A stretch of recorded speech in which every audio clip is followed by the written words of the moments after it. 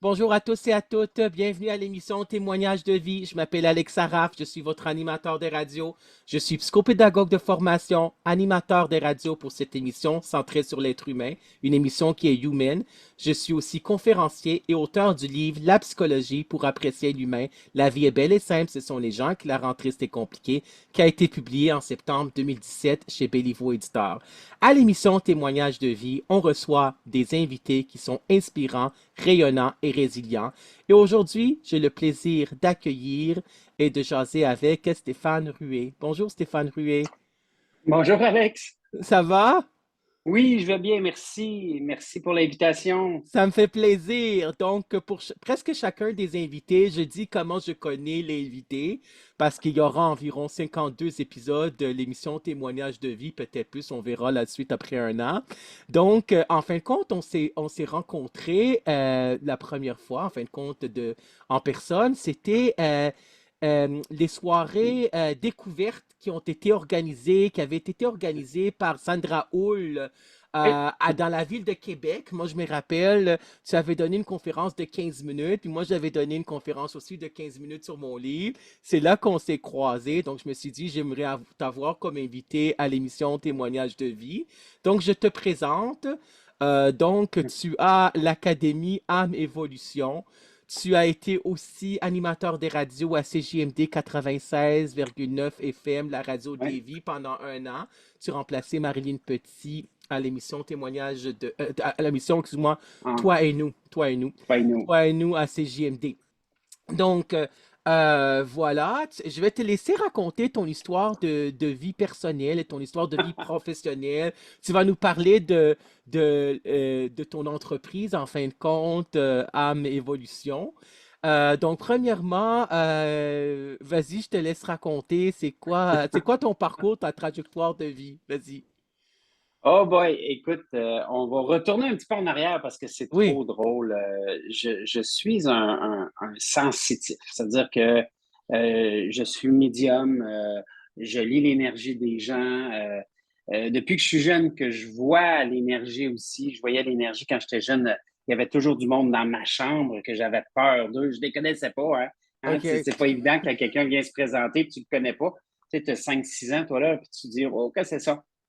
Et de fil en aiguille, c'est certain que rendu vers quand on commence l'école, on tente d'arrêter ça un peu parce que ça fait bizarre hein, pour les autres qui ne comprennent pas ce que tu vis. Là. Fait que là, j'ai arrêté ça, mais ça a recommencé aux alentours de ma vingtaine. Où est-ce que c'était plus des prémonitions, en son et image, Alex, c'était fou. Là. Il arrivait quelque chose, là, dans mon esprit, ça se passait dans mon esprit, puis là, je riais. Puis là, je disais à la personne qui était à côté de moi, soit des amis ou mes parents, hey, regardez, il va arriver ça, ça, ça. Puis boum, boum, boum, ça arrivait. C'était vraiment comique. Mais je ne savais pas comment ça marchait tout ça. Sincèrement, j'avais aucune idée. Puis on va s'entendre que, tu sais, j'ai quand même 54 ans, donc quand j'étais jeune, l'énergie, c'était pas connu comme aujourd'hui. Hein? Oui. Donc, de fil en aiguille, je vous donne un exemple. La mère de mes enfants, on était en camping, puis on était dans une tente roulotte. Puis à un moment donné, je dis à la mère de mes enfants, je dis, regarde, il y a un monsieur à côté là, qui est dans la tente, là, il va sortir, il va défaire sa tente. Oui. Puis si je lui dis que notre fille aime, parce que c'était une tente de toutes sortes de couleurs, j'ai dit, si je dis que notre fille aime la tente, il va lui donner. Là, on voit le gars se lever, là, elle est là, puis elle dit, dis-lui pas, là, parle pas, là, dis-lui pas. Et finalement, je dis, si tu veux pas qu'on lui dise, on ne dira pas. Et finalement, il l'a donné aux enfants qui étaient de l'autre côté de notre Ouais, je tente. comprends. Donc, ça, c'était des petites choses qui arrivaient. Mais dans ce temps-là, je n'étais pas conscient de ce que c'était. Oui. Jusqu'au jour où est-ce que, de fil en aiguille, j'étais tanné de mon travail, je travaillais dans la vente, j'étais tanné des promesses de nos patrons qui me donnent toujours on va t'augmenter, on va te donner ça, on va te donner ça. Puis, finalement, ça arrive rarement que c'est ça. Et j'ai décidé de tout quitter et de partir une compagnie. Là, vous allez rire, hein? La compagnie s'appelait Louez-vous un mari. J'avais beaucoup de clients, des femmes seules, qui avaient besoin de réparer un robinet qui coule, de poser des cadres, laver des fenêtres, s'occuper du terrain. un peu comme s'il y avait un mari dans la maison, OK? Oui, Puis un jour, je rencontre une madame puis son mari qui était trop vieux pour l'aider. Puis cette journée-là, j'avais une conjonctivite. Je me souviens comme si c'était hier, ça faisait à peu près 3 semaines que mon œil était rouge. J'arrivais pas à guérir avec les produits des médecins, etc. Puis cette femme-là, dans la journée, parce que j'ai aidé à laver ses fenêtres, elle me dit: Tu veux-tu que je t'arrange ton œil? Moi, curieux, je me suis dit: Ben oui. Et là, elle sort une antenne de léchère qu'on appelle, puis elle se met à faire des simagrées devant moi. Puis là, je oui. suis là. Veux-tu bien me dire que genre de que c'est ça? Tu sais, moi, je la croyais folle, là, tu sais. Et dans l'après-midi, Alex, mon œil était guéri. Et là, j'ai fait comme Wow! Qu'est-ce qu'elle m'a fait? Et là, je la rappelle parce que j'étais sur la route. Je la rappelle, puis là, je lui dis: Qu'est-ce que vous m'avez fait? C'est quoi qui s'est passé? Mon œil est guéri, ça fait 3 semaines que j'arrive pas. Puis là, vous faites des patentes devant moi. Puis là, pouf, il n'y en a plus, là, tu sais. Elle part à rire. Puis elle me dit: Écoute, viens la semaine prochaine. Elle dit: J'ai des plates-bandes à faire faire. Puis elle dit: Je t'expliquerai ça. OK. Ben, sincèrement, Alex, depuis qu'elle m'a expliqué ça, elle m'a envoyé de voir une conférence dans ta école. On parle quand même d'il y a 23 ans de ça. Oui, Et je n'ai plus jamais quitté le monde de l'énergie après ça. J'ai toujours été. J'ai pris des formations, j'ai pris 6 ans de psychobiologie. oui, Après ça, mais dans ce temps-là, vu que c'était une méthodologie qui n'était pas connue, je ne pouvais pas gagner ma vie avec ça. Alors, j'ai pris aussi 3 ans de formation en massage, donc massothérapeute. Je suis massothérapeute. oui, Ça m'a permis de gagner ma vie très bien pendant tout ce temps-là. oui, Mais j'avais toujours une pensée en arrière de la pensée qui oui, était: Ah, j'aimerais bien travailler que avec l'énergie un bon jour. oui, je comprends. Euh, et là, il est arrivé un miracle, hein. Pour moi, ça a été un miracle, qui est la pandémie. Je sais que ce que le monde va dire: Ah, la foutue pandémie. Oui, OK, mais il y a toujours un bon côté à quelque part. Et pour Oui. moi, ça a été une période où est-ce que j'ai été obligé de fermer mes bureaux. J'avais 3 bureaux, Alexandre. Alex, Alex, excuse-moi. oui, Alex. Oui, désolé, désolé. Oui, c'est correct. J'avais un bureau à Victo, un bureau à Sherbrooke, puis un bureau à Québec. J'ai été obligé de les fermer les trois. Donc, ils m'enlevaient toute forme de revenus que je pouvais avoir, là, tu sais. Oui, C'est comme du jour au lendemain, tu te retrouves plus rien. Donc, automatiquement, Cindy, qui est ma conjointe, et moi, qui est mon épouse, euh, on s'est dit: pourquoi on partirait pas l'école que ça faisait longtemps que je voulais, mais que j'avais jamais eu le temps de partir parce que je travaillais beaucoup, là. Moi, c'était tout le temps. C'est comme. oui, Et là, ça nous a donné 2 ans pour partir l'académie.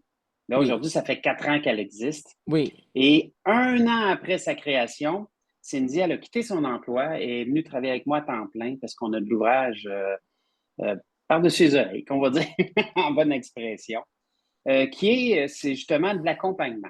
Nous autres, ce qu'on fait, c'est on a 8 formations qui sont sur l'Internet, le web, qu'on va dire. Puis, on fait de l'accompagnement à travers ces formations-là. C'est de la formation en développement, pardonnez-moi, personnel et énergétique aussi. Donc, on est bien basé sur, quand on parle d'énergétique, Alex, c'est l'intention. On Oui, travaille avec une intention. Que tu y crois ou que tu y crois pas, l'intention fonctionne, qu'on veut ou qu'on veut pas. OK? Il l'appelle plusieurs façons, hein. La loi du retour, la loi de l'attraction, la cause à effet. Hein? Donc, quand on commence à comprendre l'énergie, on en arrive à comprendre aussi comment que nous sommes nous, parce qu'on est fait d'énergie qu'on veut ou qu'on ne veut pas. Hein? oui, Et là, toute cette vibration-là, toute cette énergie-là, quand on la canalise à travers une intention, on est capable de faire plusieurs choses avec ça. Et de fil en aiguille, l'Académie a pris de l'ampleur. On est devenu à quelque part international parce qu'on véhicule le français un peu partout, partout ce que du français, des gens en français. Et là, tranquillement pas vite, on est en train de faire aussi le secteur anglais. Donc, je suis en train oui, de corriger tout ça en anglais aussi, de traduire, pardon, tout ça en anglais, etc. Donc, l'Académie est née, qui est une école qui me permettait une chose, Alex. Et là, tu vas rire encore une fois, c'est oui, que moi, j'étais Mère Teresa. J'ai toujours travaillé beaucoup, mais j'ai toujours donné beaucoup. Je donnais, je donnais, je donnais. Au point que des fois, à la fin de la semaine, j'avais 60% du monde qui ne me payait pas. Oui, Sauf que je ne sais pas si tu le sais, mais ça peut devenir épuisant et fâchant quand que toi, tu n'arrives pas à payer tes comptes. oui, OK? Donc, à partir du moment où est-ce que j'avais un coaching, un coach d'affaires qui m'avait proposé de dire, écoute, Stéphane, pars une école, puis que ce soit quelqu'un qui gère ton école pendant que toi, tu enseignes, parce que toi, tu es un enseignant. oui, Donc, tu n'es pas, t'es pas un gestionnaire. Tu donnes trop. Alors, une école, si tu veux qu'elle soit viable, il faut qu'elle fasse certains profits. À quelque part, on n'a pas le choix, hein? Au moins, du oui, moins, kiff-kiff avec ce qu'on a à payer. oui, Et là, mon épouse, qui est très bonne gestionnaire, ben, elle s'est offerte pour gérer. Et là, ben, c'est comme ça qu'on a pu partir l'académie.